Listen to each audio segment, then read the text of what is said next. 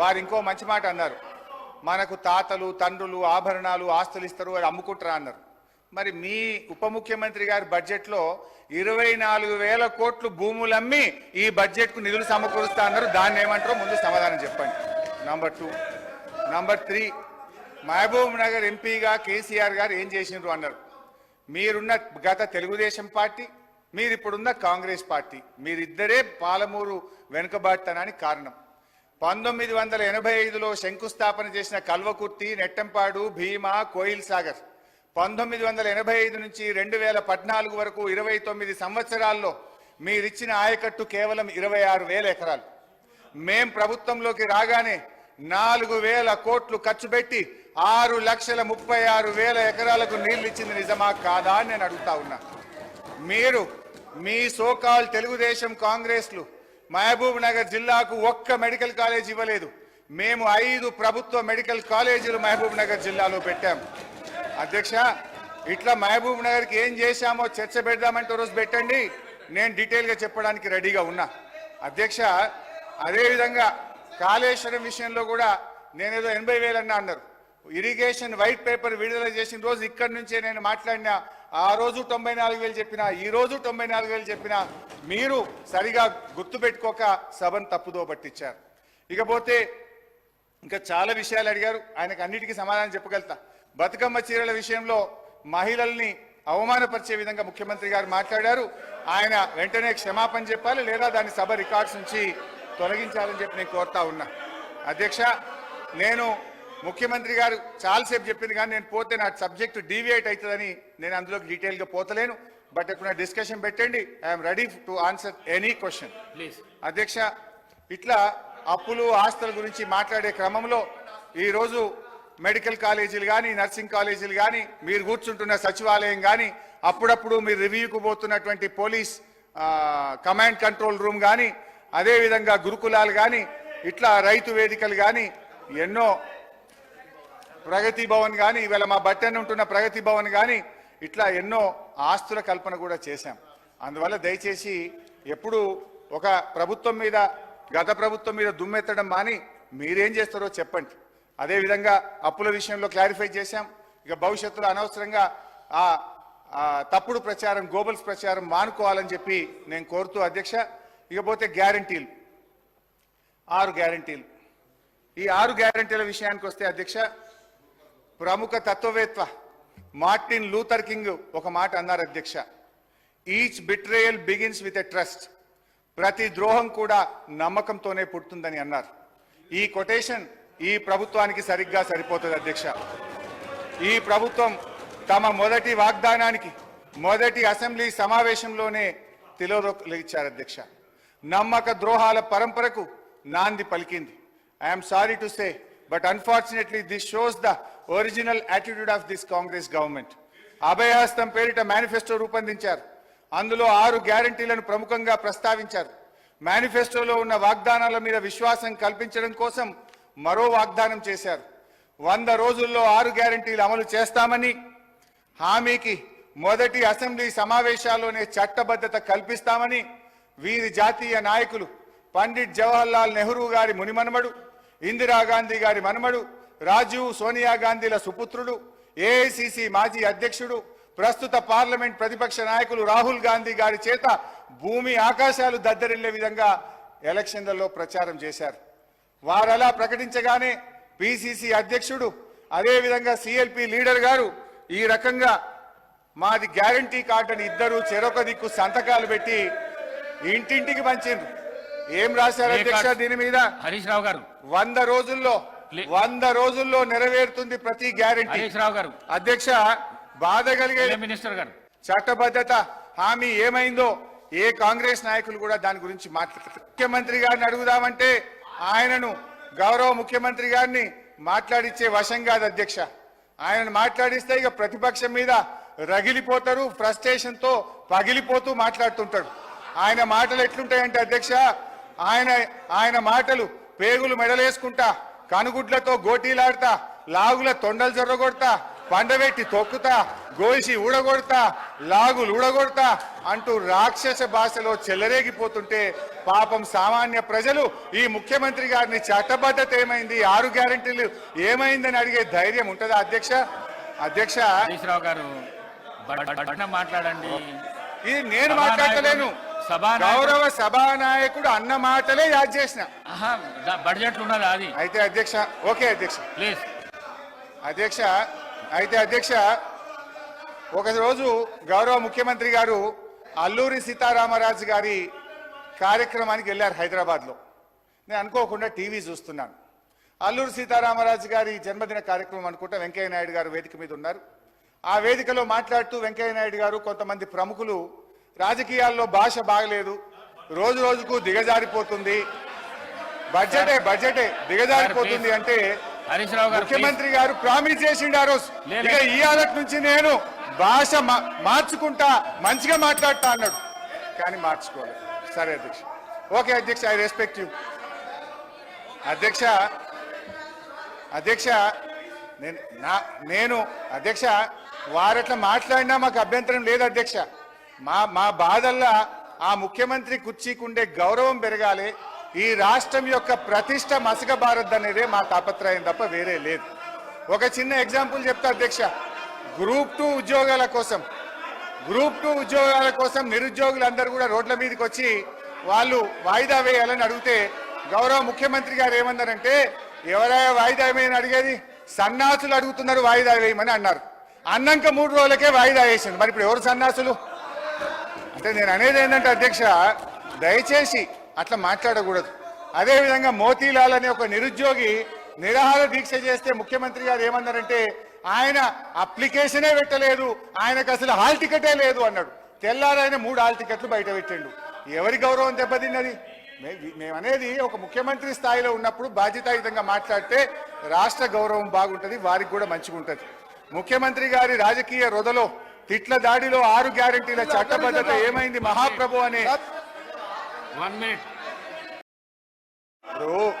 Speaker sir, నేను మీ మాట మీద గౌరవం పెట్టి స్పీకర్ సార్, ఏ మంత్రికి కూడా అవకాశం ఇవ్వకుండా గంటన్నర నుంచి నేను మీ మాటలు వింటున్నాను.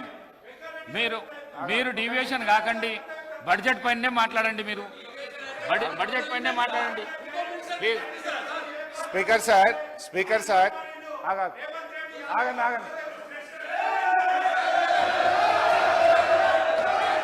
స్పీకర్ సార్ ఇప్పుడు గంటన్నర అంటున్నారు. గంటన్నరలో ముఖ్యమంత్రి గారు, ఉప ముఖ్యమంత్రి గారు, శ్రీధర్ బాబు గారు, జూపల్లి గారు, కోమటిరెడ్డి గారు, 5 మంత్రులు మనిషికి 3 సార్లు లేస్తే ఇక నేను గంటన్నరలో నేను ఏం మాట్లాడినట్టు? ఈజ్ ఇట్ నాట్ డిస్టర్బెన్స్ అధ్యక్ష? ఒకటి. రెండవది అధ్యక్ష, ఇప్పుడు నేను కోమటిరెడ్డి గారికి ఘాటుగా సమాధానం చెప్పగలుగుతా, కానీ నా బాధ ఏంటంటే ఇట్ విల్ డీవియేట్. ఆయనకేమో హాఫ్ నాలెడ్జ్. ఇప్పుడు ఆయన ఏం మాట్లాడిండు? Yes, you are half knowledge fellow. అధ్యక్ష, హరీష్ రావు గారు, ఐ విల్ టెల్ ఆ మాటను విరమించుకోండి. ఓకే, మీకు ఇబ్బంది ఉంటే తొలగించండి, నాకు అభ్యంతరం లేదు. రైట్ అధ్యక్ష, ఆ పదాన్ని తొలగించండి. బట్టి గారు చేసిన అంకెల గారెడి వారికి అర్థం కాలే. వారు పెట్టిన అగ్రికల్చర్ 72,000 కోట్లలో అన్ననే ఇరిగేషన్ ఉన్నది, అన్ననే కరెంట్ ఉన్నది, అన్ని కలిపి మాయ చేసి అగ్రికల్చర్కి ఏదో ఎక్కువ పెట్టినా అని బట్టి గారు చేసిన మాయను ఆయన అర్థం చేసుకోక అగ్రికల్చర్ 72 వేరే చెప్పిండు, ఇరిగేషన్ 22 వేరేగా చెప్పిండు. అందువల్ల నేను ఆ మాట అన్న తప్ప వేరే అనలే. ఆయనకి ఇబ్బంది అయితే నాకు అభ్యంతరం లేదు అధ్యక్ష. ఇక పోతే అధ్యక్ష, నేను ఒకటే విషయం గౌరవనీయులు బట్టి గారిని కోరుతా ఉన్నా అధ్యక్ష. ఐ డిమాండ్, మీకు ప్రజల పట్ల ఏమాత్రం ప్రేమ అభిమానాలున్నా, భయభక్తులున్నా, మీరిచ్చిన హామీల మీద ఏమాత్రం గౌరవం ఉన్నా ఒప్పుకోండి. మీకు నీతి నిజాయితీ ఉంటే ఈ బడ్జెట్ ప్రసంగంలో మొదటి వ్యాఖ్యలోనే తెలంగాణ ప్రజలారా మమ్మల్ని క్షమించండి, మేము మాట తప్పినాం, 100 రోజుల్లో 6 గ్యారెంటీలు అమలు చేయలేకపోయినాము అని కన్ఫెషన్ నోట్తో ఉండాల్సి ఉండే అధ్యక్ష. నేను డిమాండ్ చేస్తా ఉన్నా, ఇప్పటికైనా తెలంగాణ ప్రజలకు క్షమాపణ చెప్పండి అని చెప్పి నేను డిమాండ్ చేస్తా ఉన్నా. బీఆర్ఎస్ పార్టీని లక్ష్యంగా చేసుకొని కాదు, ప్రజల్ని లక్ష్యంగా చేసుకొని మీరు మాట్లాడాల్సింది. ప్రజల్ని లక్ష్యంగా చేసుకుంటే ప్రజలు ఇష్టపడతారు, ప్రజలు గమనిస్తున్నారు. ప్రజల పట్ల జవాబుదారీతనంతో వ్యవహరించండి. అభయహస్తం మేనిఫెస్టోలో 6 గ్యారంటీల్లో 13 హామీలు ఉన్నాయి. వాటి అమలు మాట అటుంచి 13 హామీల ప్రస్తావన కూడా భట్టి గారి బడ్జెట్ ప్రసంగంలో లేకపోవడం నిజంగా దురదృష్టకరం. ఓటాన్ అకౌంట్లో 6 గ్యారంటీల అమలు కోసం 53,000 కోట్లు పెడితే పూర్తి బడ్జెట్ లో అది 47,000కు తగ్గిపోయింది అధ్యక్ష. పెరుగుతుందని ఆశించాం. ఓటాన్ అకౌంట్లో 53,000 కోట్లు పెట్టి పూర్తి స్థాయి బడ్జెట్ లో 6 గ్యారంటీల అమలుకు కోత పెట్టి 47,000 కోట్లకు తగ్గించారు అధ్యక్ష. ఇవాళ మీరు ఇచ్చిన హామీలు ఒకసారి గమనిస్తే ఎన్ని డోకాలు చేసింది అధ్యక్ష. డోకా లేకుండా తెలంగాణ ప్రజలకు ఒక్కటన్ని అమలు చేసింది అధ్యక్ష. మీరు 6 గ్యారెంటీలో చెప్పారు, ప్రతి మహిళకు నెలకు 2,500 ఢోకా, అవ్వ తాతలకు 4,000 పింఛన్ ఢోకా, దివ్యాంగులకు 6,000 పెన్షన్ ఢోకా, అన్ని పంటలకు మద్దతు ధరకు 500 బోనస్, కళ్యాణ లక్ష్మి వెంట తులం బంగారం, ప్రతిరోజు సీఎం ప్రజా దర్బార్, ప్రభుత్వంలో ఆర్టీసీ విలీనం, నిరుద్యోగ భృతి 4,000, ఉద్యోగ ఉపాధ్యాయులకు 4 డిఏలు పిఆర్సీ, మొదటి ఏడాది 2 లక్షల ఉద్యోగాలు, 25,000 పోస్టులతో మెగా డిఎస్సి, విద్యార్థులకు 5 లక్షల విద్యా భరోసా కార్డు, డిసెంబర్ 9 రైతులందరికీ 2 లక్షల రుణమాఫీ, రైతు భరోసా రైతన్నలకు, కౌలు రైతులకు 15,000 డోకా, ఆటో డ్రైవర్లకు 12,000 ఆర్థిక సహాయం. డోకా డోకా డోకా కాంగ్రెస్ పార్టీయే ఒక పెద్ద డోకాగా మారింది అధ్యక్ష. మహాలక్ష్మి కాంగ్రెస్ మేనిఫెస్టోలో మొట్టమొదటి హామీ మహాలక్ష్మి పథకం. దాంట్లో మహిళలందరినీ ఆకర్షించి ప్రధానమైన అంశం, ఆ మహిళలకు నెలకు 2,500 చెల్లిస్తామని ఆ రోజు చెప్పారు అధ్యక్ష. కానీ అధికారంలో వచ్చి 8 నెలలు గడిచిపోయింది. మీరు ఇప్పటికే అమలు చేసి ఉంటే ప్రతి మహిళ అకౌంట్లో 20,000 రూపాయలు పడి ఉండేవి. ఇవాళ బడ్జెట్ లో అయినా మహాలక్ష్మి కోసం ఏమైనా లక్ష్మిని కేటాయించారంటే లేదు అధ్యక్ష. మహాలక్ష్మి పథకం కోసం గత ఓటాన్ అకౌంట్ లో 4,500 కోట్లు ప్రతిపాదించారు. కానీ పూర్తి స్థాయి బడ్జెట్ వచ్చేసరికి మహాలక్ష్మి మాయమైంది అధ్యక్ష. పార్లమెంట్ ఎన్నికల ముందు ఓట్ల కోసం పెట్టారు, ఇప్పుడు అమలు విషయంలో మొండి చేయి చూపారు అధ్యక్ష. ఇందిరమ్మ రాజ్యంలో మహిళలకు జరుగుతున్న న్యాయం ఇది అధ్యక్ష. నేను వారిని కోరేది ఒకటే, మహాలక్ష్మి పథకాన్ని మీరు సత్వరమే అమలు చేయండి, బడ్జెట్ లో నిధులు కేటాయించండి. లేదంటే తెలంగాణ మహాలక్ష్ములు మీ పాలిట మహాకాలులవుతారు, జాగ్రత్త అని చెప్పి హెచ్చరిస్తా ఉన్నాను. అదేవిధంగా గ్యాస్ సిలిండర్ అధ్యక్ష, ఎన్నికల ముందు 500కే గ్యాస్ సిలిండర్ అందరికీ అన్నారు అధ్యక్ష. కానీ ఇవాళ షరతులు పెట్టారు. హరీష్ రావు గారు కన్క్లూడ్ చేయండి. సబ్జెక్ట్ కన్క్లూడ్ చేయండి ప్లీజ్. సాధారణంగా వ్యాపార ప్రకటనలో ఈ రకమైన వైఖరి ఉంటుంది.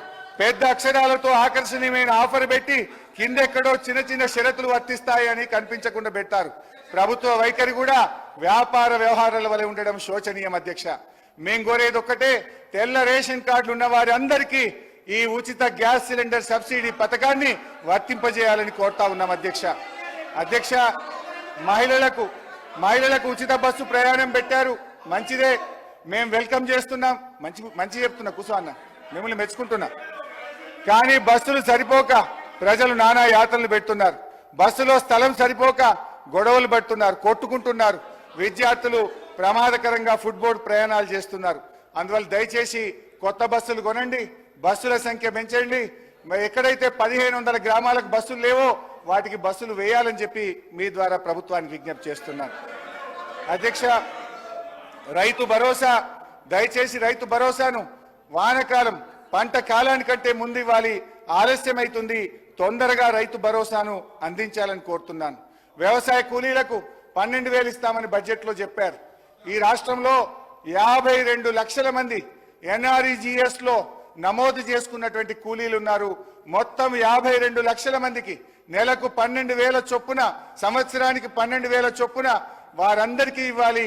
కోతలు షరతులు పెట్టొద్దని మీ ద్వారా ప్రభుత్వాన్ని కోరుతా ఉన్నాం అధ్యక్ష. కాంగ్రెస్ పార్టీ మేనిఫెస్టోలో అభయ హస్తంలో భాగంగా ప్రకటించిన వరంగల్ రైతు డిక్లరేషన్ లో బోనస్ ఇచ్చే పంటల లిస్టు స్పష్టంగా పేర్కొన్నారు.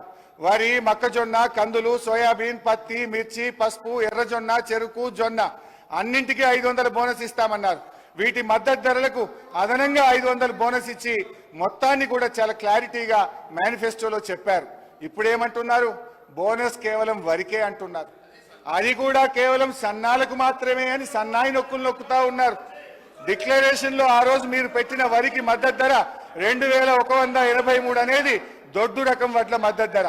ఇంత స్పష్టంగా పేర్కొని ఇప్పుడు సన్నాలకు మాత్రమే అని ఎట్లా ప్రకటిస్తారు అని అడుగుతా ఉన్నా.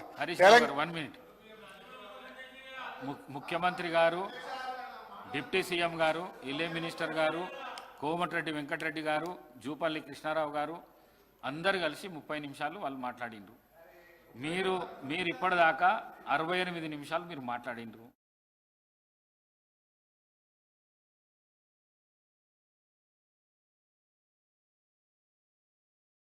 శాసనసభలో చాలా ముఖ్యమైనది అధ్యక్ష.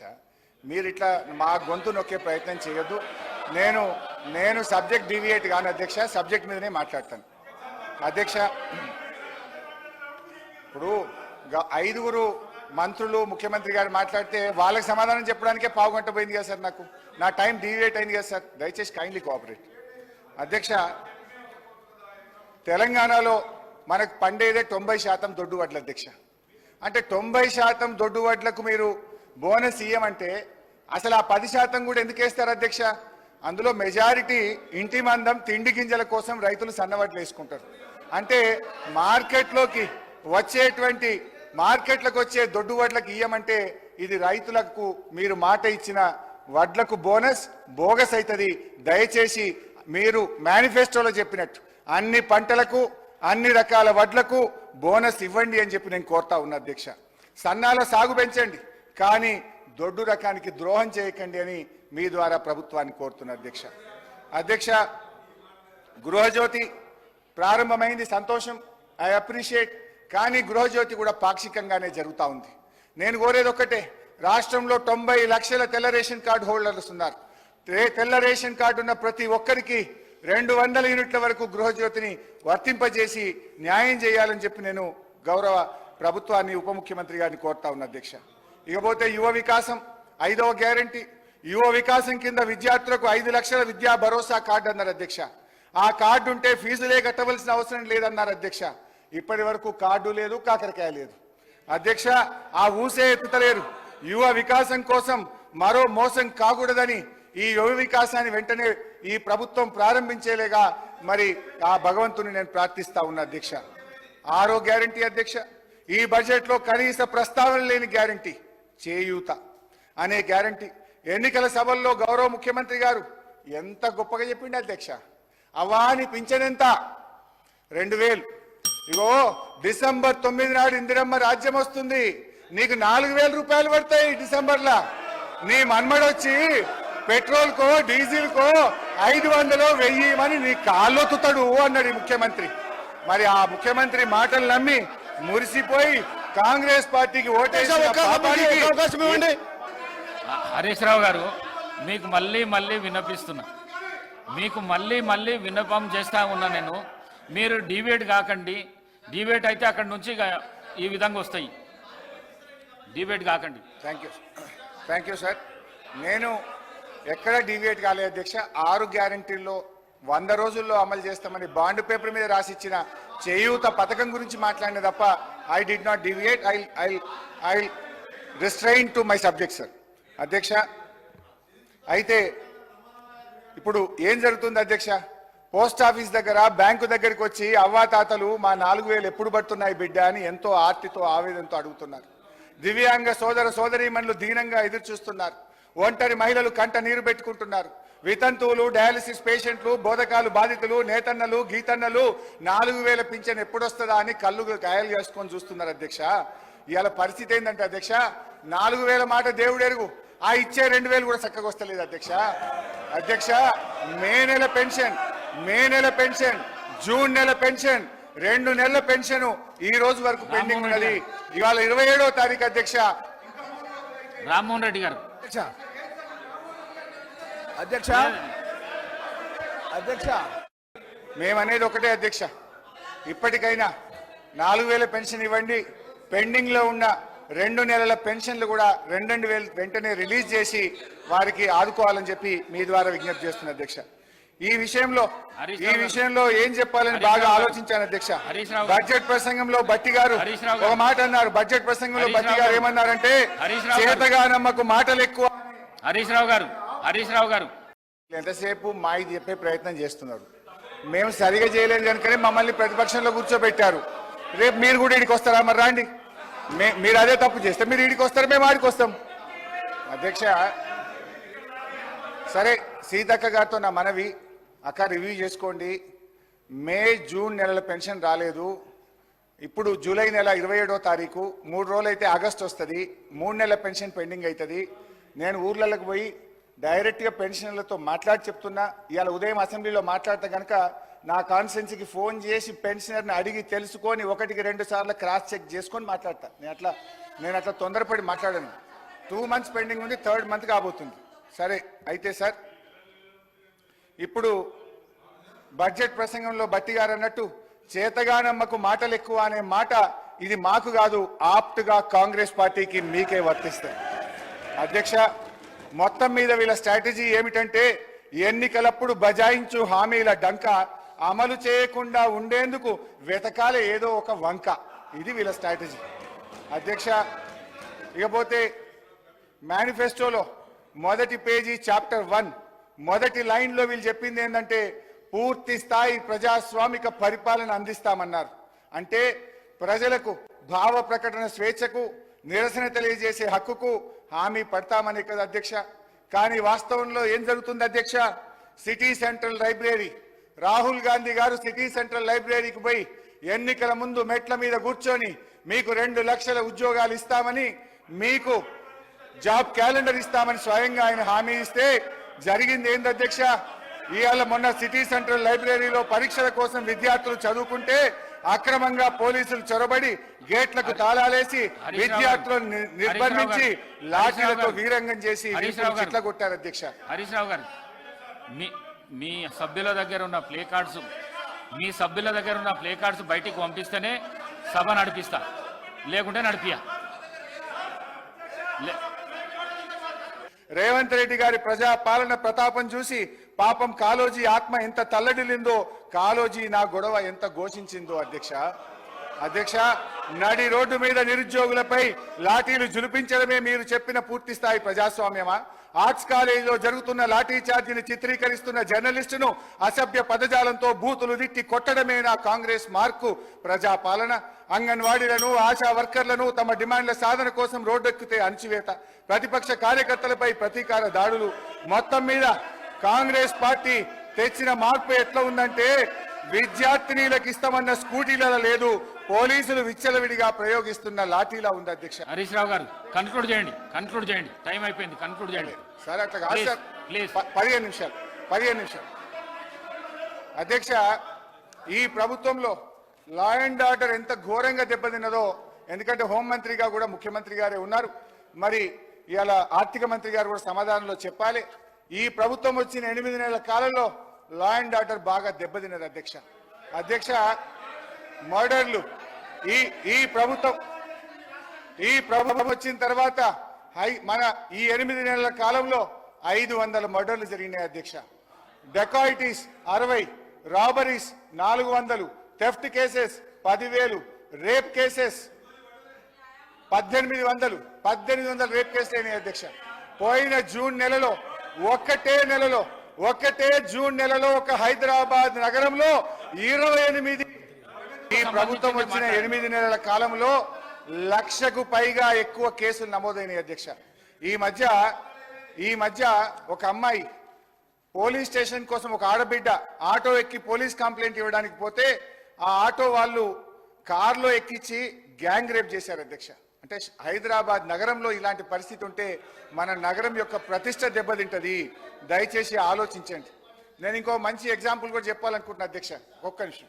ఈ మధ్య ఒక మంత్రి గారు, నేను పేరు చెప్పను కానీ, ఒక మంత్రి గారు రాత్రి 10:30, 11 గంటలకు వారి బిడ్డ ఐస్ క్రీమ్ తినాలనుకుంటే మంత్రి గారు వారి బిడ్డ ఐస్ క్రీమ్ కొనుక్కుందామని హైదరాబాద్లో బయటకు పోయిందట.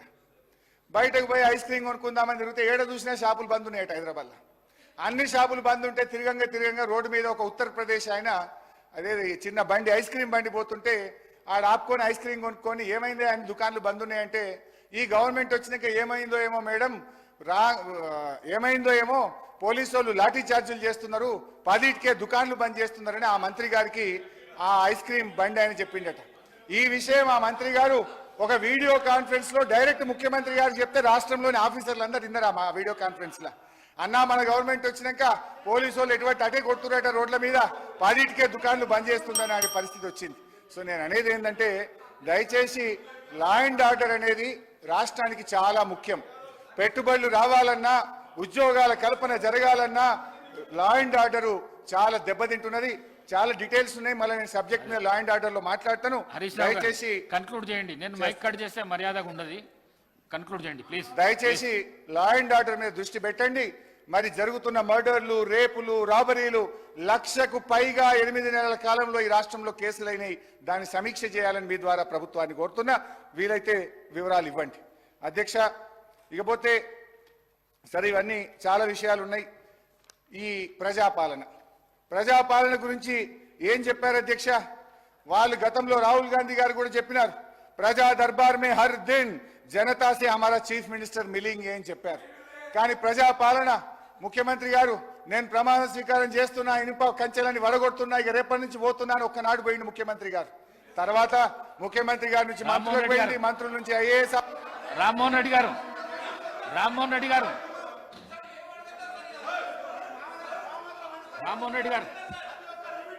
ముఖ్యమంత్రి గారు, గౌరవ ముఖ్యమంత్రి గారు, అధ్యక్ష గౌరవ ముఖ్యమంత్రి గారు